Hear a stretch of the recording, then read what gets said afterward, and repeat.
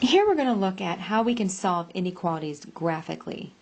More specifically, we're going to look at solving a system of linear inequalities.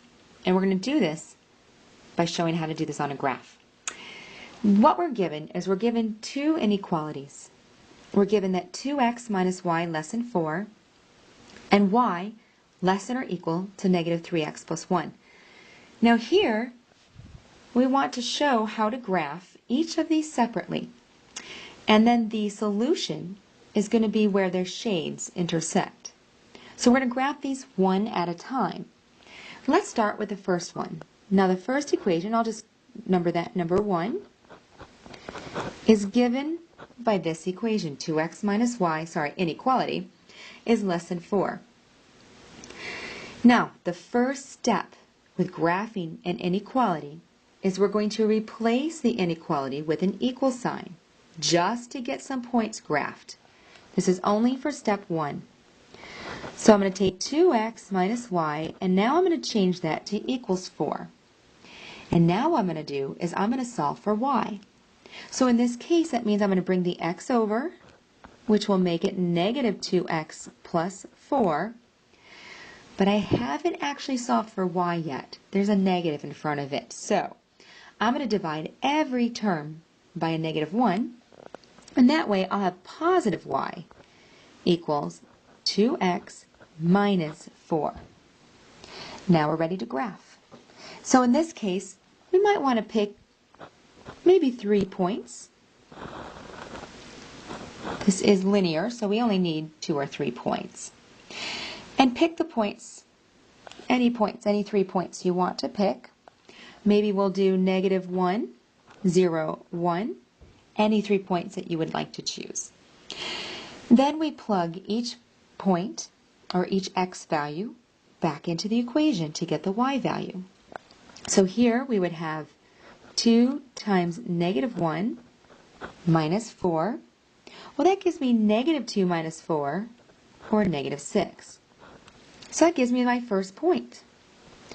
The second one would be 2 times 0 minus 4, and that gives me negative 4. Again, I'm just plugging each x value that we put into our table back into the original equation to get the y value.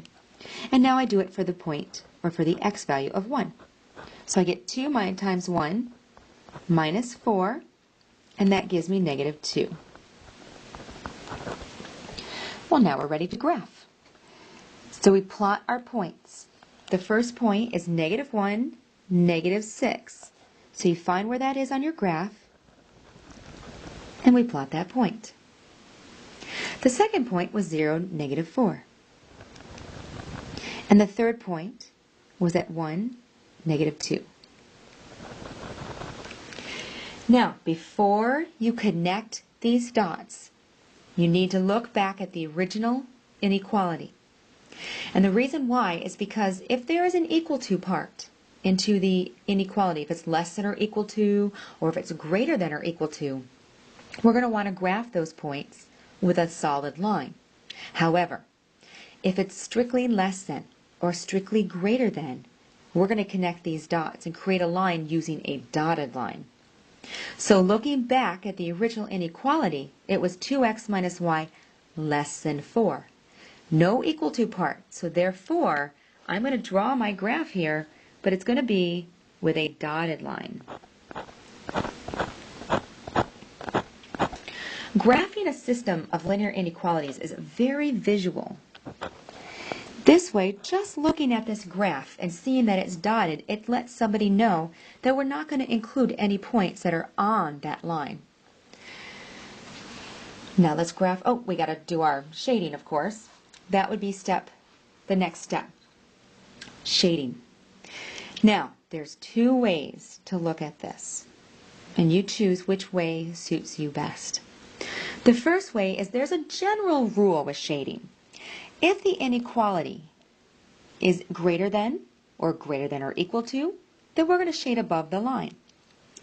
If it's less than or equal to, we're going to shade below the line. But there's a little catch. If y is negative, we're going to reverse the rules. Well, sometimes people are unsure of using that rule. So there's another method we can use. What we can do, another method, is we can choose a test point. Pick any point on this graph that is not on the line. For example, 0, 0. That is always a great point to use if it's not on the line. In this problem, it's not. 0, 0 is not on the line. So I'm going to use this as my test point. So I rewrite the original inequality that we're looking at, and that is 2x minus y less than 4.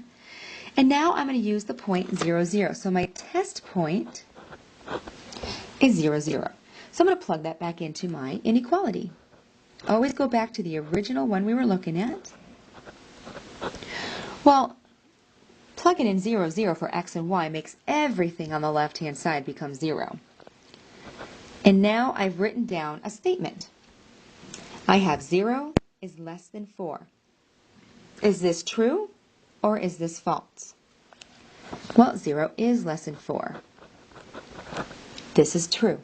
Now, if you get a true, then you shade on the side of the line that you got your point from. So I look to see where 0, 0 is, and this is where I shade. And there's different ways that you can shade. You can literally just shade it all in, or I just do little lines to indicate that's where all the shadings are. Now, if you had used the general rule, the inequality was less than, which means normally, according to the general rule, I would shade below. However, because y is negative, you reverse the rule, and I would have shaded above the line, which is exactly what happened in the end. So regardless of whether you use that general rule or you choose a test point, we should have gotten our shading exactly where you see it right now. Visually, what this is showing me is that any point in the shaded area is a solution to the inequality. But we're not done. This is a system of linear inequalities. We have one more inequality to do. And I'm going to number that as number 2 so we can just follow along. I'll put that over here. So the second one is y less than or equal to negative 3x plus 1. Now remember we had said in the first step I'm going to replace the inequality with an equal sign just so I can get this graphed, get some points to plot. So it's already in the form of y equals, which made it easy for us. We don't have to solve for y, but I am going to create my xy table. And again, pick 3 points, and it doesn't matter what 3 points you choose. Maybe we'll choose what we chose above in the first table. We'll choose negative 1, 0, and 1. And we'll do exactly what we did in the last one. We plug in our points. So our equation is negative 3 times x, so in this case it would be negative 1, plus 1. And that would give me 3 plus 1, which is 4. Then we have negative 3 times 0 plus 1, which leaves me with 1. One more. Negative 3 times 1 plus 1 gives me negative 2. Now I have 3 points. We can plot those on this graph, and that's the first thing we're going to do. So we're going to plot negative 1, 4, 0, 1, and 1, negative 2, which turns out to run right into the other graph. So they share a point. Now I'm going to go back and look at my inequality sign before I connect these dots. The first one says y less than or equal to negative 3x plus 1. So the less than or equal to tells me that now I can connect these 3 dots with a solid line. We only need to do a dotted if there's no equal to part. And again, this visually shows me that I can include any point that is on this line. Now we have to shade this inequality. Well, let's go back. Again, we have our rules. If it's less than or equal to, that tells me we would shade below the line. But sometimes people get confused as to what's below and what's considered to be above. So let's do a test point. Again, 0, 0 is not on that line. So let's go ahead and use 0, 0 for our test point. I'm going to rewrite the original problem. So that would be y less than or equal to negative 3x plus 1. And now I'm going to substitute in my points. So 0 for y and 0 for my x. And now I'm going to solve. So I have 0 on the left-hand side, and that whole right-hand side becomes 1. And again, I need to ask myself, is 0 less than or equal to 1? Yes, in this case we get another true. Again, that means I will shade on the side of the line that 0, 0 is on. Now, just so you know, if you got a false statement, you would shade on the other side. So I would look at the side 0, 0 is on, and if I got a false statement, I would actually shade on the other side. But in this case, we got a true statement. So 0, 0 is more to the left of the line, or this would be considered below. So I'm going to shade there. Now, again, solving inequalities graphically is a very visual concept here. Where is the solution? Well, the solution to a system of inequalities is where the shades overlap or intersect each other.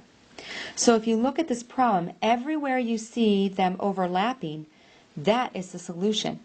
But if they're not overlapping, then that area would not be considered a solution. So not all the shaded areas becomes a solution. It's just where they overlap. And if you look at this problem, that occurs all over here, this area.